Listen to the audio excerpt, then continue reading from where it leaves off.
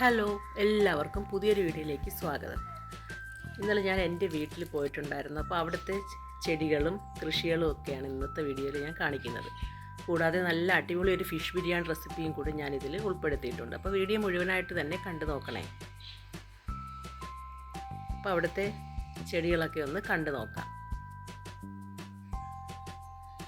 എനിക്ക് കൊണ്ടുപോകാനായിട്ട് കുറച്ച് ചെടി ഉമ്മായും നാത്തൂനും കൂടി അവിടെ എടുത്ത് വെച്ചിട്ടുണ്ട്. ഇപ്പം ചൂട് അധികം ആയതുകൊണ്ട് തന്നെ പൂക്കളൊക്കെ വളരെ കുറവാണ്. ആന്തൂറിയൊക്കെ നല്ല അടിപൊളിയായിട്ട് നിൽക്കുന്നുണ്ട്. നല്ല വലിയ പൂക്കളാണ് അതിൽ പിടിച്ച് നിൽക്കുന്നത്.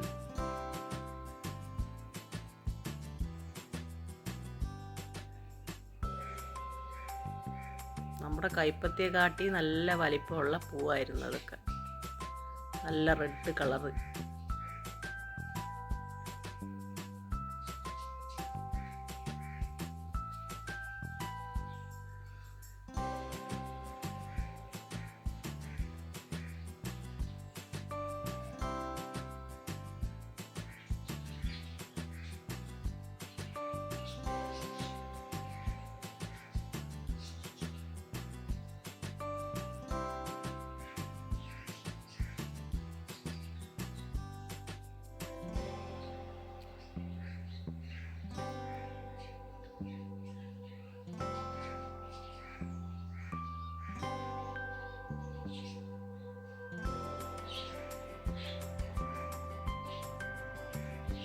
ഈ രണ്ട് ചെടിയുടെയും തൈകൾ എനിക്ക് തന്നിട്ടുണ്ട് വീട്ടിൽ കൊണ്ടുപോകാനായിട്ട്. ഇതൊരു മാവ, അതിനിങ്ങനെ കെട്ടി കൊടുത്തിട്ടുണ്ട്. പോർഷൻ്റെ സൈഡിലൊക്കെ ഇതുപോലെ ഇൻഡോർ പ്ലാന്റ്സ് വെച്ചിട്ടുണ്ട്.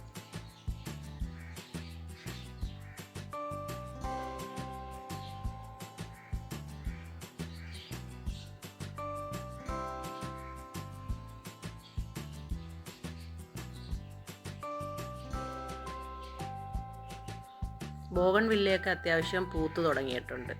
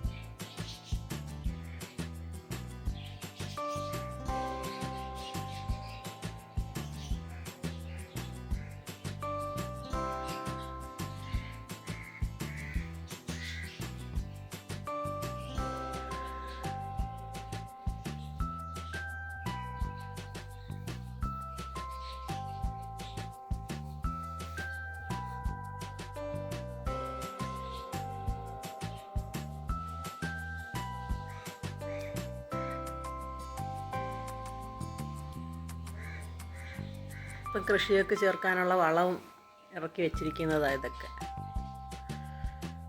ഇപ്പോൾ കോളിഫ്ലവറിൻ്റെ തൈയൊക്കെ പിടിച്ചു വന്നിട്ടുണ്ട്. അത്യാവശ്യം നല്ല കരുത്തോടു കൂടി എല്ലാം നിൽക്കുന്നുണ്ട്.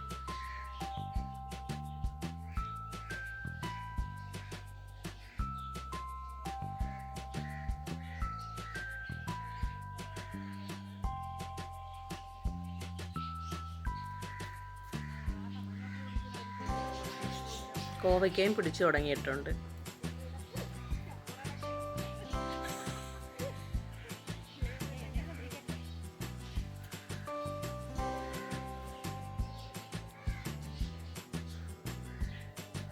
വരിക്കച്ചക്ക നല്ലതുപോലെ പിടിച്ചു നിൽക്കുന്നു.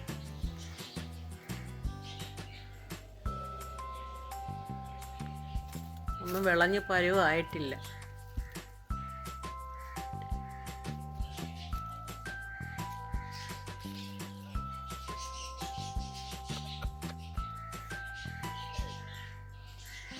ഇതൊരു പച്ചച്ചിങ്ങൻ്റെ കൊല്ലയാണ്.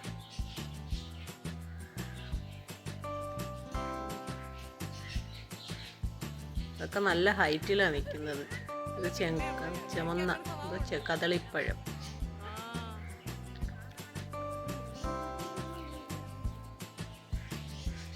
പപ്പായ.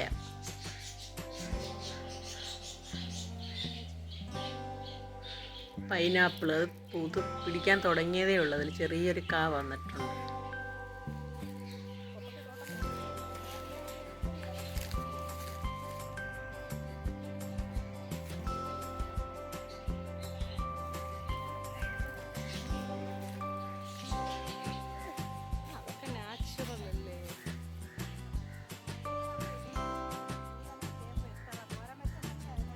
കറ്റാർ വാഴ.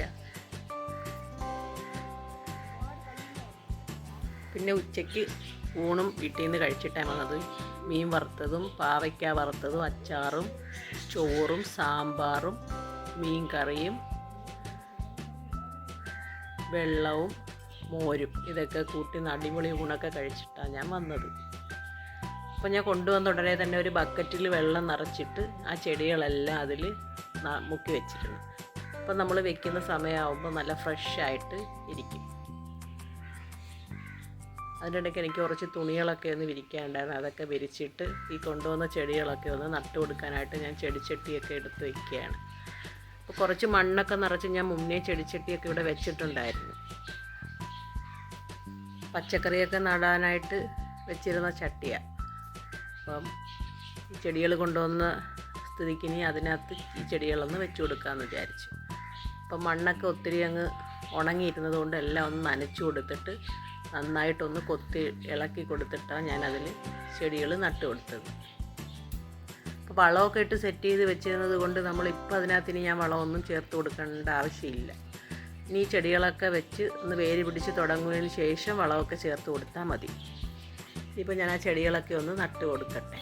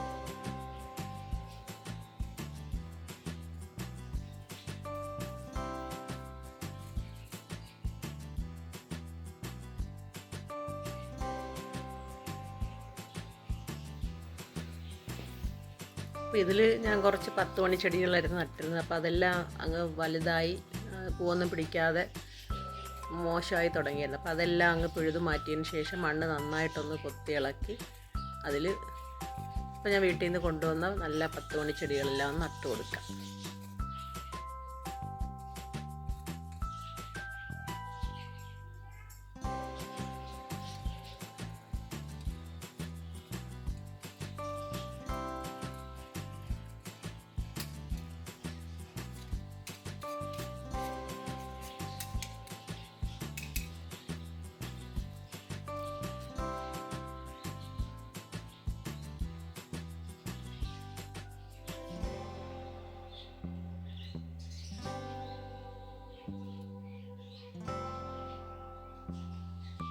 അപ്പോൾ കൊച്ചായിട്ട് മുറിച്ച് നിറച്ചും അങ്ങ് കുത്തി കൊടുക്കാം 10 മണി ചെടികൾ. ഈ വലുതായിട്ട് കാണുന്നത് 10 മണിയല്ല, അത് വേറൊരു വെറൈറ്റി ചെടിയാണ്. അപ്പോൾ ഞാൻ അതും കൂടെ അതിനകത്ത് കുത്തി വെച്ച് കൊടുത്തിട്ടുണ്ട്. ഇപ്പോൾ ഭയങ്കര വെയിലും ചൂടും ഒക്കെ ആയതുകൊണ്ട് എല്ലാ ചെടികളും കിളിക്കുമോ എന്നൊന്നും അറിയില്ല. എന്നാലും തണലത്ത് ഞാൻ വെച്ച് കൊടുത്തിട്ടുണ്ട്.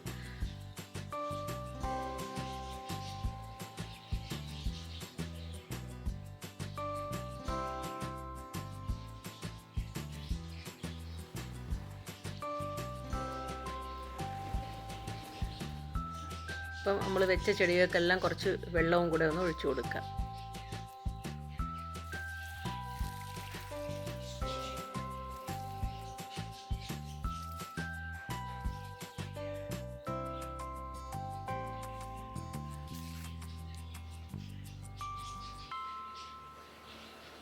അപ്പം ഞാനിപ്പം നട്ട ചെടികളെല്ലാം ഒന്നുകൂടെ ഒന്ന് കാണിച്ചു തരാം. ഇതൊക്കെ ഇപ്പം നട്ട ചെടികൾ എല്ലാം ഞാൻ അത്യാവശ്യം തണലത്ത് വെച്ചിട്ടുണ്ട്. ഒരു വെയിലത്ത് വെച്ച് കൊടുത്താൽ ഒട്ടും കിളിക്കത്തില്ല. നമ്മൾ ഈ തണലത്തൊരു ആഴ്ച വെച്ച് കൊടുത്ത് കഴിഞ്ഞാൽ ചിലപ്പം വേരൊക്കെ പിടിച്ച് കിട്ടുമായിരിക്കും, നോക്കാം. ഇത്രയും ചെടികളാണ് ഞാൻ വീട്ടിൽ നിന്ന് കൊണ്ടുവന്നത്.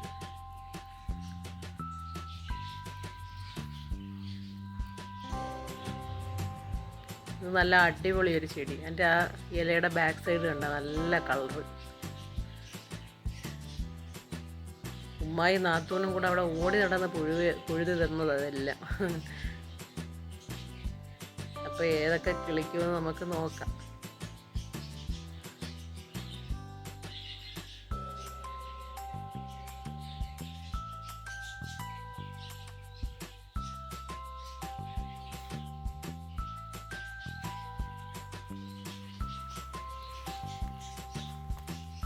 അപ്പോൾ എൻ്റെ പണിയായുധങ്ങളും എല്ലാം ഞാൻ കഴുകി വൃത്തിയാക്കി വെച്ചിട്ടുണ്ട്.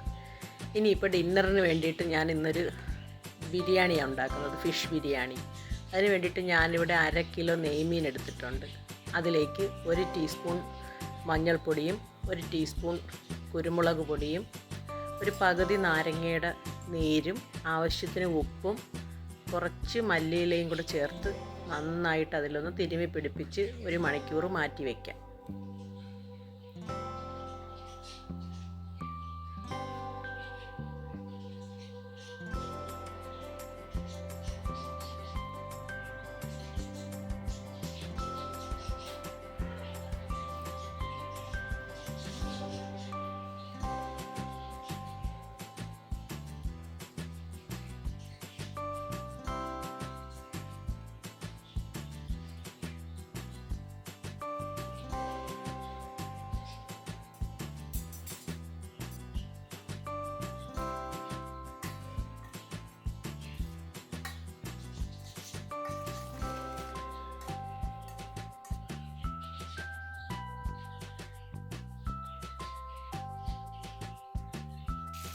ഇനി അത് വെളിച്ചെണ്ണ ഒഴിച്ച് അധികം അങ്ങ് കറുത്ത് പോകാതെ ഒന്ന് മൊരിച്ചെടുക്കാം. ചെറിയ തീയിൽ വെച്ചിട്ട് നന്നായിട്ടൊന്ന് പൊരിച്ചെടുത്താൽ മതി. ഇതുപോലെ കളറൊന്നും മാറിപ്പോവരുത്.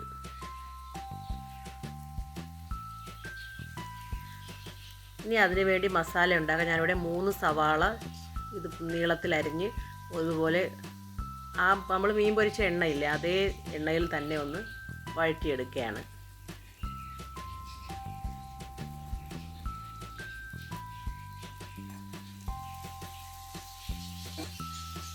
3 സവാളയും അതുപോലെ തന്നെ ഒരു 3-4 പച്ചമുളകും 1 ടേബിൾ സ്പൂൺ ഇഞ്ചി വെളുത്തുള്ളി പേസ്റ്റും ചേർത്ത് കൊടുത്തിട്ടായിരുന്നു ആ ഉള്ളി വഴറ്റി വെച്ചിരുന്നത്. അതിലേക്ക് ഒരു 2 പഴുത്ത തക്കാളി മിക്സിയിൽ അരച്ചതും കൂടി ഇപ്പോൾ ചേർത്ത് കൊടുത്തിട്ടുണ്ട്. ഇനി അതിൻ്റെ പച്ചമണം മാറുന്നത് വരെ നല്ലതുപോലെ വഴറ്റി കൊടുക്കാം.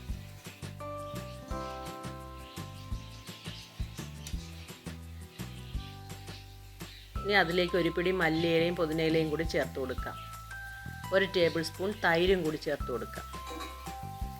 ഇനി അതെല്ലാം കൂടി നല്ലതുപോലെ വഴറ്റി റെഡിയാക്കി എടുക്കാം.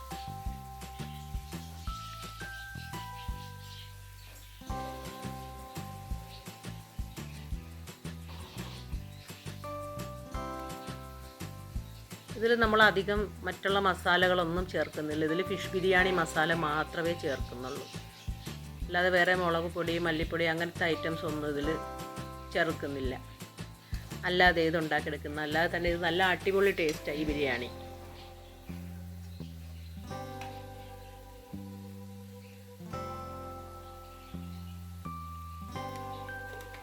നല്ല ഫിഷ് ബിരിയാണി മസാല ചേർത്ത് കൊടുത്തിരിക്കുന്നത്. കുറച്ച് പെരിഞ്ചീരക പൊടിയും കൂടി ചേർത്ത് കൊടുത്തിട്ടുണ്ട്. ഇത്രയും മതി. മസാല ചേർത്തിട്ടൊക്കെ ഉള്ള ബിരിയാണി ഇതിന് മുന്നേ ഞാൻ പോസ്റ്റ് ചെയ്തിട്ടുണ്ട്.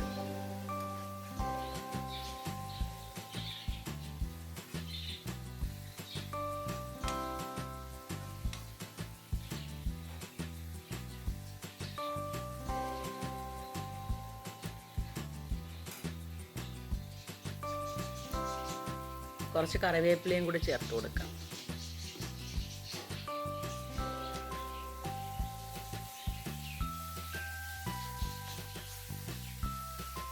നല്ലതുപോലെ ഉള്ളിയും തക്കാളി എല്ലാം നന്നായിട്ട് തന്നെ വഴറ്റിയെടുക്കണം. കാരണം നമ്മൾ ഇനി ഇത് വേവിക്കുന്നൊന്നുമില്ലല്ലോ. അപ്പോൾ ഈ ഉള്ളി നന്നായിട്ട് വഴറ്റി നല്ല കുഴമ്പ് പോലെ നല്ല ഗ്രേവിയാക്കി തന്നെ എടുക്കണം. പിന്നെ നമ്മൾ ആ മസാല പുരട്ടി വെച്ചിരുന്ന ആ പാത്രത്തിൽ കുറച്ച് വെള്ളം ഒഴിച്ച് അതും കൂടി ഇതിലോട്ട് ചേർത്ത് കൊടുക്കുന്നുണ്ട്.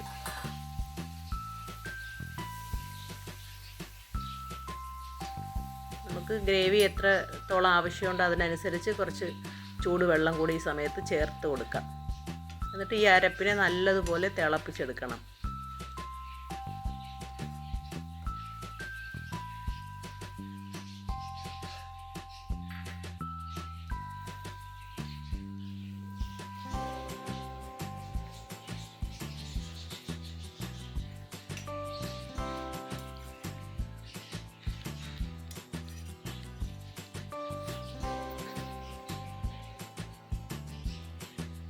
ഇതുപോലെ തിളച്ച് വന്നതിന് ശേഷം ആ മീൻ കഷ്ണങ്ങളും കൂടി ഇതിൻ്റെ മുകളിലങ്ങ് നിരത്തി കൊടുക്കാം.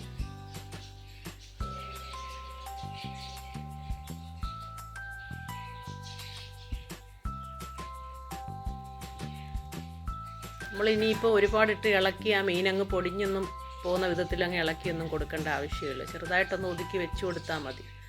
എന്നിട്ട് അടച്ച് ഒരു 2-3 മിനിറ്റ് ഒന്ന് അടച്ച് വെച്ച് കൊടുക്കുമ്പോഴേക്കും ആ മീനിൻ്റെ ടേസ്റ്റ് എല്ലാം ആ ഗ്രേവിയിലേക്ക് അങ്ങ് വന്നോളും.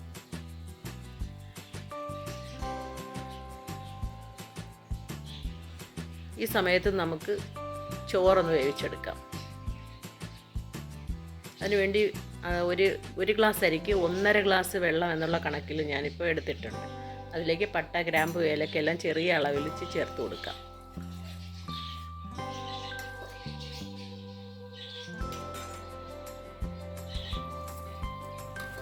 അതിനുശേഷം നല്ലോണം തിളച്ച് വന്ന വെള്ളത്തിലേക്ക് അരി ചേർത്ത് കൊടുക്കാം. ചെറിയ ടൈപ്പ് അരിയാണ് ഞാനിവിടെ എടുത്തിരിക്കുന്നത്. കുറച്ച് മല്ലിയിലയും കൂടെ ചേർത്ത് കൊടുക്കാം. കുറച്ച് നെയ്യോ വെളിച്ചെണ്ണയോ എന്തെങ്കിലും കൂടി ഒന്ന് ഒഴിച്ചു കൊടുക്കാം. അതിനുശേഷം ഒരു വിസിൽ കേൾക്കുമ്പോഴേക്കും ചോറ് റെഡിയാവും.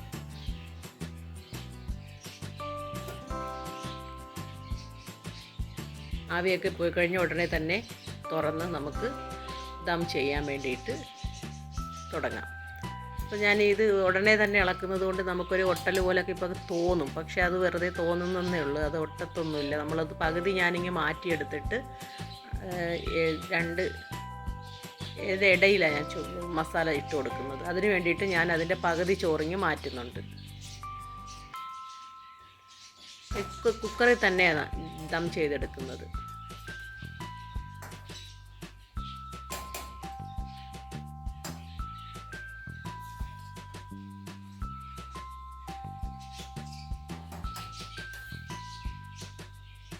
പകുതിയോളം ചോറ് ഇതുപോലെ ഇങ്ങ് മാറ്റാം.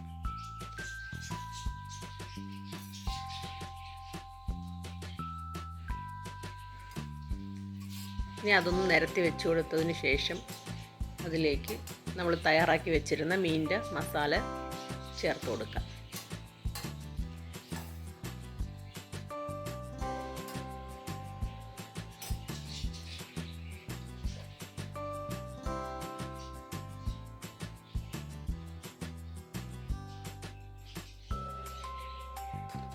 ഇതേപോലെ മൊത്തത്തിൽ ഗ്രേവിയോട് കൂടി അങ്ങ് ഒഴിച്ചു കൊടുക്കുക.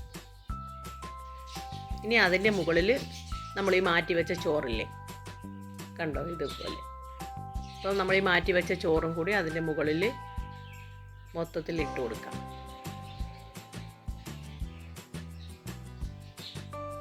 നെയ്യ് ഇഷ്ടമുള്ളവർക്ക് ഇതിൻ്റെ മുകളിൽ നെയ്യും കൂടി ഒഴിച്ചു കൊടുക്കുക. ഞാനതൊന്നും ഒഴിച്ചു കൊടുക്കുന്നില്ല.